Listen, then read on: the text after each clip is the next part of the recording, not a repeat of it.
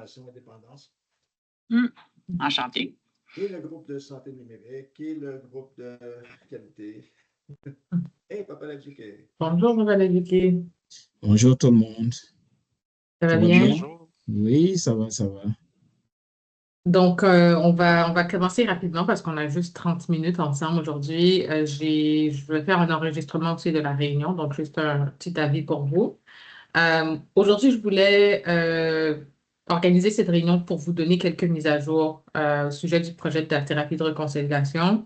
C'est un projet qui a débuté maintenant, ça fait peut-être plus de 2 ans. Je ne sais pas si Steve, tu te rappelles, c'était quand 3 qu'on ans? avait, ça fait, ouais, 3 ans? peut-être même 3 ans Oui, qu'on a 3 ans. débuté ce projet-là. Et juste pour donner un peu de contexte aussi, il y a 3 ans, notre priorité, elle est toujours la même.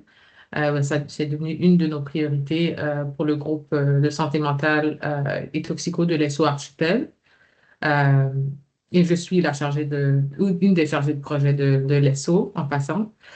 La priorité, c'était les visites à l'urgence. Le nombre de visites qu'il y avait à l'urgence à ce moment-là était beaucoup plus élevé que d'habitude. Je pense que c'était cette période-là, durant la pandémie, post-pandémie, on a vu une augmentation considérable des visites à l'urgence. Et en tant que groupe, on essayait de trouver des solutions pour la réduction de ces visites-là. Et ce qu'on voyait, c'était qu'il y a plusieurs personnes qui arrivaient à l'urgence qui, comme on dit en anglais, would fall through the cracks. Parce que quand ils arrivaient, ils avaient un presenting issue, peut-être qu'il y avait une jambe cassée ou quelque chose d'autre sur le corps qu'on devait traiter en premier. Et donc, c'est difficile du côté administratif de traiter les deux choses en même temps avec le même niveau d'importance parce que si tu saignes du pied, c'est certain qu'on va traiter ça en premier. Et donc, ce qu'on voulait faire, c'est de capter non seulement les données des personnes qui viennent à l'urgence avec un trauma, après avoir vécu une situation traumatisante, qui sont à risque de TSPT, mais aussi pour voir les jumelés avec des cliniciens dans la communauté qui pourraient offrir de la thérapie. Et la thérapie, spécifiquement, c'est la thérapie de réconciliation.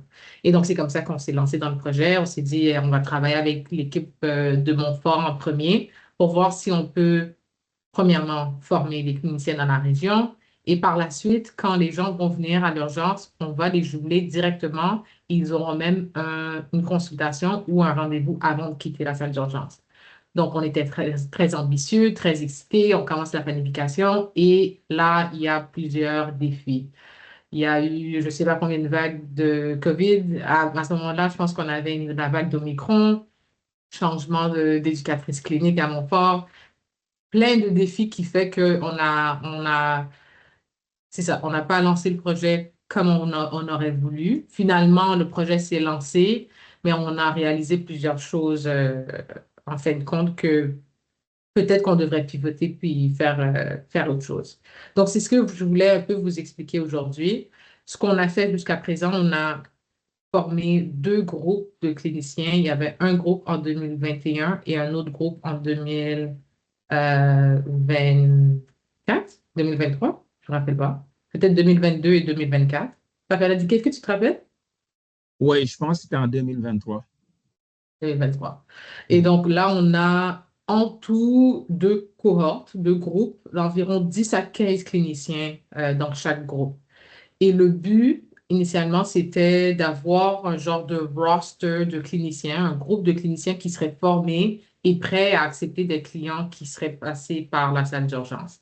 Ce qu'on a réalisé, et Steve faisait partie de ces réunions-là avec nous, on a poussé très, très fort pendant longtemps pour créer un plan de soins pour les clients à partir de la salle d'urgence. Et c'est ça qui nous a causé le plus de défis. On voulait commencer à partir de la salle d'urgence avec un compte Ocean pour faire passer les références à travers Accès SMT et par la suite les recevoir de votre côté sur CareDub. Avec tous les changements qu'on a vus durant les dernières années, ce n'était pas possible pour nous. On a lancé le projet finalement, mais avec les changements, ça ne fonctionnait pas. Mais ce qu'on a réalisé, c'était que aussi, il y avait deux cohortes de cliniciens qui voyaient déjà des gens en communauté. On entendait parler de leurs expériences durant nos réunions de communauté de pratique. Donc, ce qu'on est en train d'explorer à l'ESSO, c'est de voir est-ce est-ce qu'il y aurait moyen de continuer à investir dans cette éducation-là pour les formations, continuer à former des cliniciens qui peuvent voir des clients dans leur organisation. Et en parallèle, on continue à travailler sur le plan de soins qui commencerait peut-être quand même à la salle d'urgence, peut-être directement sur Accès SMT au lieu du compte Ocean. Mais on veut continuer à investir dans cette éducation qui vous permet de voir des clients un peu sur votre propre rythme. On reçoit aussi quelques expériences par courriel de personnes qui nous disent qu'ils voient plusieurs personnes par mois, ils ont terminé numéro X de consultation. Donc, c'est un peu ce qu'on voulait voir avec vous. Quelle est votre expérience jusqu'à présent? Est-ce que vous pensez que c'est une bonne manière de pivoter, de faire un changement pour le projet? Steve et Papaladike, vous étiez là depuis le début, je pense. Donc, c'est sûr qu'on aimerait savoir ce que vous pensez. Mais c'est un peu là où est-ce on en est rendu. Euh, une dernière chose, c'est qu'on voulait continuer les sessions de supervision clinique avec Dr. Brunet lui-même. Mais malheureusement, il est en Australie depuis juillet. Et c'est très difficile d'entrer en contact avec lui, comme vous pouvez imaginer. Donc, la première cohorte était un peu plus, je pense ils avaient un peu plus cet encadrement-là. On a eu cette expérience-là de supervision clinique et la communauté de pratique.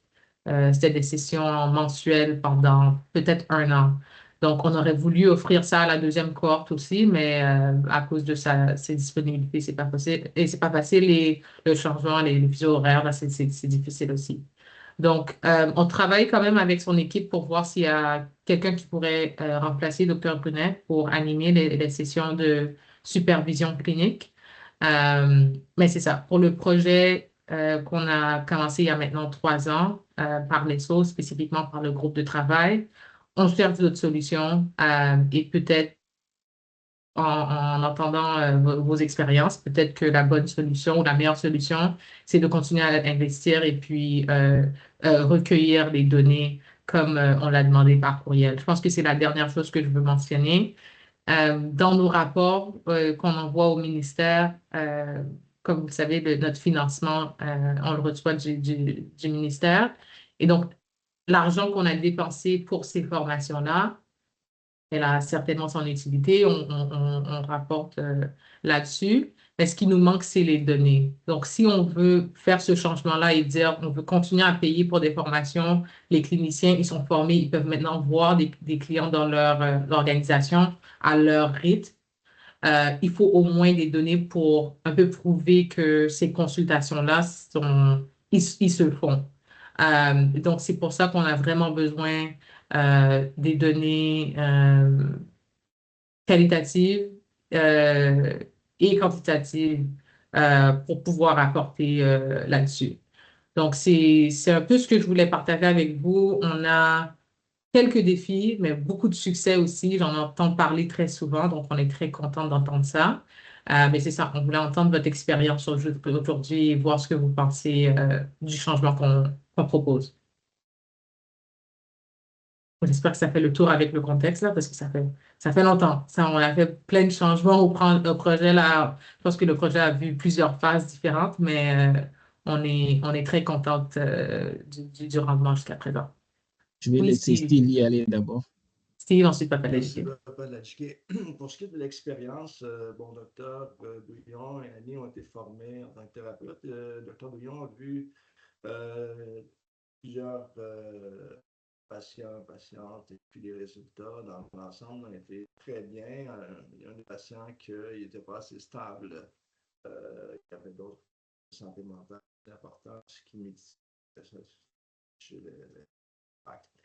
Mais je veux davantage parler de l'accès et puis collecte de données. comme Charlène l'a dit, initialement, partir de l'urgence, c'était pas, premièrement, Ocean, c'était trop long faire une référence. Il y a eu beaucoup de changements de personnel à l'urgence, puis comme Charlène le disait, ça se prêtait moins bien à ça. Cependant, on a maintenant travaillé là-dessus, puis en n'utilisant pas Ocean, on a une possibilité très intéressante. Cette possibilité est que les différents spécialistes en information d'Accès SMT ont beaucoup de requêtes de personnes qui ont un profil qui seraient des bons candidats pour ce traitement.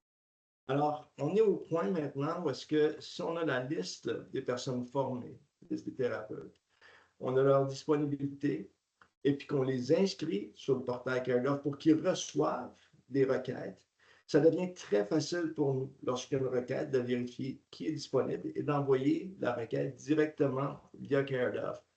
Le clinicien ou le thérapeute reçoit la requête, détermine quand est-ce qu'ils veulent rencontrer ou parler à la personne, et puis déterminer s'ils sont un bon candidat. S'ils ne le sont pas, il renvoie tout simplement la requête. Nous, on la reprend, puis on redirige la personne vers un autre service. On est rendu à ce niveau-là. Alors, il y a du travail qu'on doit faire, Charlène et moi, pour ramasser vos informations et puis d'arranger différentes sessions de formation par petits groupes, hein, parce que c'est difficile là, sur le plan logistique d'avoir tous les thérapeutes en même temps. Et puis d'amorcer cette connexion-là, parce qu'on a déjà des requêtes. Alors maintenant, ça devient, on ne passe pas nécessairement par l'urgence, éventuellement peut-être, parce qu'à la zone d'urgence en santé mentale, aux USM, ils ont un accès vers Accès SMT. Ils nous envoient, ils nous réfèrent des patients. Alors, bon, il y a déjà cette connexion-là. On pourra voir si on peut explorer ça davantage.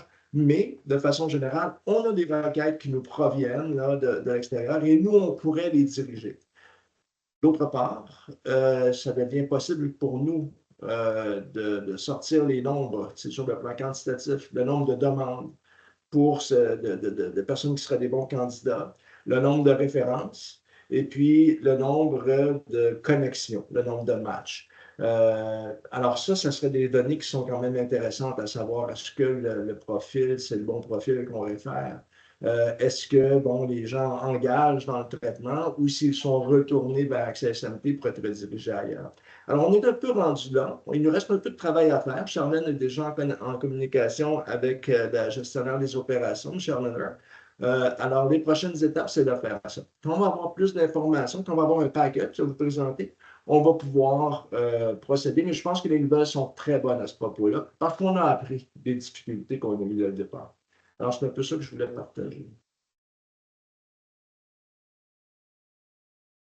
Merci Steve. Je pense que c'est vraiment comme des pas parce que comme c'était également un projet pilote et je pense qu'on a appris aussi de ce projet pilote-là. C'est souvent comme ça, les projets pilotes. Moi, ce que j'apprécie beaucoup, c'est que c'est une nouvelle ressource puis qui vient à son heure aussi parce que le besoin, il est là. Puis c'est un besoin autant au niveau des équipes, disons comme que des clients aussi parce qu'on le sait que disons comme cette approche-là est une approche comme très innovante puis très efficace aussi, hein, surtout pour les traumas récents et tout ça.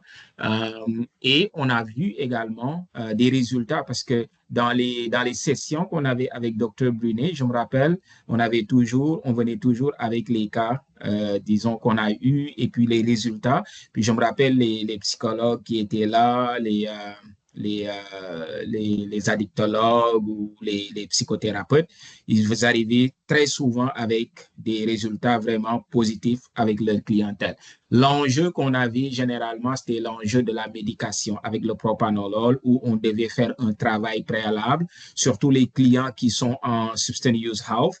Généralement, avec toute l'idée comme de la médication, un autre médicament encore, est-ce que je vais être dépendant de ça? Donc, il y avait cet enjeu-là à travailler. Moi, la question que je me pose et que je pose aussi ici, c'est cette centralisation au niveau de l'hôpital. Est-elle la meilleure? Je prends juste à l'exemple du DBT, le projet du DBT qui est l'idée par CMHA. Moi, je vois qu'il y a une efficacité. Pourquoi? Parce que ça part d'un environnement où il n'y a pas cette institutionnalisation qu'on a au niveau de l'hôpital, puis ces barrières-là aussi qu'on peut avoir, soit au niveau de la référence, soit au niveau des communautés de pratique. Parce que je regarde, par exemple, nous, à Salus, on n'est pas de ce DBT programme, mais les communautés de pratique sont comme vraiment très accessibles et puis en même temps, les références aussi sont claires et documentées. Donc, je me demande, est-ce que dans les next steps, on a besoin de continuer à focus sur l'hôpital comme centre, ou est-ce qu'on va choisir, par exemple, une autre organisation, ben, ça peut être Montfort Renaissance, ça peut être une autre organisation qui va être un peu comme le centre, le lead de tout ça, où les références et tout ça vont partir de là et la communauté de pratique va se construire autour de, disons, comme de cette référence-là. Donc, moi, c'est surtout la question que je me pose ici, puis que je pose aussi ouvertement. Mais sinon, ben, moi, je suis de ceux qui pensent qu'il faut former encore plus dans nos équipes. Maintenant, moi, quand je rentrais dans ça, dans ce projet-là, j'étais avec le centre Le Cap. Mais c'est sûr et certain que cette expérience-là, je veux la transférer à Salus. Ça, c'est clair. Voilà. Des très bons points, des très bons points, Papa Ladjiki. C'est les mêmes questions qu'on se pose, honnêtement. C'est pour ça qu'on voulait vous rencontrer aujourd'hui. On a vu ça, les points que vous soulevez. On a appris de nos leçons parce qu'on avait pensé ou on avait créé ce projet euh, après, après avoir penser aux solutions pour la réduction des visites à l'urgence. C'est pour ça qu'on pensait à ce moment-là que l'hôpital serait la meilleure place pour ce centre-là, pour débuter ou pour commencer les références. Mais les hôpitaux sont comme des grosses machines des fois, et donc pour faire avancer certaines choses, ça peut prendre beaucoup de temps. Et pour vous donner une idée, même le document de référence qu'on avait on avait travaillé là-dessus pendant des mois. Et à un moment donné, on avait envoyé une dernière version qu'on avait révisée. Et on pensait que on avait le feu vert et que tout était bien correct, là. Et puis, quelques jours après, on a su que peut-être que ça doit passer par le comité éthique. Parce que c'est vrai, si on va demander aux clients de remplir ce document de référence-là et qu'il y a des questions sur l'identité linguistique, sur la préférence pour le clinicien, si ça va être une femme ou un homme, des choses comme ça, souvent, ça doit passer par un comité comme le comité d'éthique. Mais ça, comme vous pouvez l'imaginer, ça prend quelques semaines, des mois. Et donc, pour faire avancer un projet de manière rapide, ça nous a vraiment, vraiment freiné et c'est ce qu'on veut éviter. Donc oui, comme on peut voir avec nos autres projets qui sont vraiment ancrés dans la communauté, ça serait probablement idéal de bouger ce centre-là à une organisation comme Montfort Renaissance ou ailleurs, qui nous permettrait d'être agile, que ce soit pour la communauté de pratique, pour les documents de référence et des choses comme ça. Mais oui, je pense la même chose, Papa l'a dit, qu'on est un peu sur la même page. Je pense que ça serait idéal pour nous de décentraliser ça à l'hôpital et de bouger ça en communauté, comme on le fait avec plusieurs autres programmes, parce qu'il y a déjà beaucoup de choses qui se passent à l'urgence. Et malheureusement, quand il y a une pandémie, il y a une nouvelle vague de COVID ou quelque chose comme ça, c'est les hôpitaux qui ressentent ça en premier à cause des augmentations des visites à l'urgence. Donc, c'est pas idéal des fois de donner une autre tâche comme ça, une grande tâche comme un projet, où est-ce que ça serait à eux de soumettre les références. Donc, on est du même avis et c'est des choses qu'on veut explorer certainement. Donc, on va le prendre en considération. Je pense qu'il y avait Véronique en premier, Benoît et je ne sais pas si Steve, tu veux la répondre. Je vois le commentaire. Je vous propose une rencontre. Ouais, Oui, absolument. du même Donc, je vais avis. laisser aller Véronique et Benoît, mais par la suite, là, je pourrais Il faire un faudrait commentaire. explorer ça. Mhm. Je suis d'accord. Ben, moi, c'est plus à titre de clinicienne. Nous, ici, au Centre régional de santé mentale et toxico à Hawkesbury, on a mis en place le projet à partir de fin novembre 2024.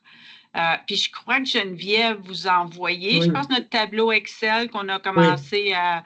Donc, jusqu'à présent, on a vu 8 clients. On est 5 thérapeutes de formés dans l'équipe. Puis, à ma connaissance, les références viennent de Access MHA ou les médecins de famille. Donc, je n'ai pas eu connaissance qu'il y avait des références qui venaient de l'urgence. Ouais. Puis nous, ce qu'on fait comme équipe, c'est quand les gens sont référés pour la psychothérapie, pour travailler le PTSD, nous, comme professionnels, on les rencontre et là, on leur propose les différentes approches qu'on utilise. Puis comme ça, on fait un genre de screening pour voir est-ce que le client qui est devant nous pourrait être un bon candidat. Si oui, on lui propose, on lui parle du protocole et tout ça. L'obstacle, le défi, c'est les médecins dans notre région ne connaissent pas la thérapie de reconsolidation.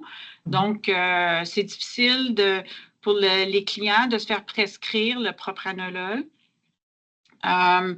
Donc, je ne sais pas comment est-ce qu'on Archipel, s'il peut nous appuyer peut-être à former les médecins, former ou au moins les éduquer sur l'approche pour qu'on soit moins buté. Parce que le temps que le client, des fois, puisse avoir le rendez-vous avec le médecin refuse, nous, ça crée des délais énormes pour, des fois, au final, se faire dire que le médecin ne veut pas prescrire. Donc, c'est le défi, je pense, qu'on rencontre. Puis nous, c'est beaucoup plus du trauma complexe. Donc, je pense être de la supervision avec Dr. Brunet ou un de ses acolytes là, qui serait aussi bénéfique là, pour nous en tant qu'équipe. On s'est formé, notre équipe de 5 professionnels cliniciens, on se rencontre une fois par semaine, mais on a des questions qu'on ne peut pas répondre par manque d'expérience ou de connaissances. Donc, ça, ce serait peut-être mes recommandations ou nos défis depuis qu'on a mis en place le programme. Donc, je vais voir avec l'équipe de Dr. Brunet pour faire avancer les choses pour la communauté de pratique parce que, oui, comme je l'ai dit, pour la première cohorte, on avait ce privilège-là d'être en contact direct avec Dr. Brunet chaque mois et les cliniciens, ils avaient les mêmes défis pour la médication. Ils pouvaient poser non seulement des questions à Dr. Brunet, ils pouvaient les répondre, mais aussi des fois, ils partageaient des expériences, des défis, des succès. Ils disaient, moi, j'ai essayé telle chose quand j'avais du mal avec la prescription et on pouvait apprendre durant ces sessions-là. Parce que souvent, les cliniciens, ils ont souvent les mêmes défis quand ça vient à la médication. Donc, ça serait idéal. Donc, je vais écrire à l'équipe de Dr. Brunet. On avait déjà commencé ces conversations-là, mais je vais voir si je pourrais, si on pourrait accélérer le processus un peu pour débuter ça, parce que je suis certaine, comme vous l'avez dit, que les cliniciens, ils en ont besoin par manque d'expérience, il y a certaines choses que vous voulez discuter, soit entre vous, ça aide, mais aussi directement à Dr. Brunet ou à quelqu'un d'autre qui aurait les réponses à ces questions. Donc, je vais faire avancer ce point-là. Merci. Benoît, ensuite, Annie. Merci, Véronique, pour le topo. C'est un petit peu ce que je voulais faire. Et à travers ça, dans l'optique, effectivement, on n'a pas reçu directement les références de l'urgence de l'hôpital. C'est vraiment nos clients qui sont sur soit des références internes qu'on a eues ou des gens qui sont déjà sur nos listes d'attente, qui ont été référés soit self-referral par eux-mêmes ou de l'accès Access MHA. Puis comme Véronique mentionne, tous les clients qui ont un possible trauma vont être offerts cette approche-là. Fait qu'on ne sait pas combien de clients sont en attente spécifiquement pour cette thérapie-là.